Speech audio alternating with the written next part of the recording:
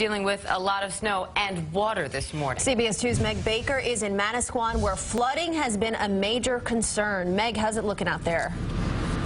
Andrea and Diane, we don't have as wild of a scene as we did yesterday morning. The winds have died down. The water's still pretty high here. It's not coming up over the bulkhead, but high tide is again at 7:30 this morning. But last night it was quite the scene. High tides powered by that full moon you see over my shoulder. Now take a look at these pictures. OEM had their water rescue guys out here going door to door. They were checking because there was water that was, you could see it's up to their knee with chunks of ice flowing all over here.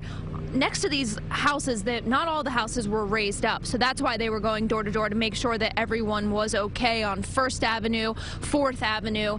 And now here at the inlet, we can see that this is low tide right now. I don't know if it's pretty dark out here, but if you can see, the water is just coming over the bulkhead. The waves not as strong as we saw yesterday, which is a good thing. Now further over towards the beach, if we can see, walk with me a little bit. There's not only snow drifts, but there's drifts created by the sand. That wind yesterday was intense. We felt it and we could see it. We could barely stand on the beach yesterday because it was quite dangerous. Now the wind blew off that 3-foot berm that's here in front of the waterfront in Manasquan and ended up over here by the jetty, creating these large snow drifts. We'll walk over there a little bit later on and show you that area. But that 3-foot berm held up pretty well.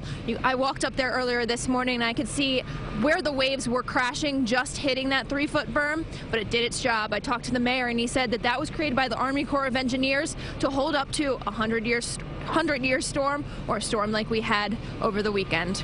I'll send it back to you, Andrea and Diane. All right, so at least some good news in terms of that burn there in Manasquan. Meg, thank you. There were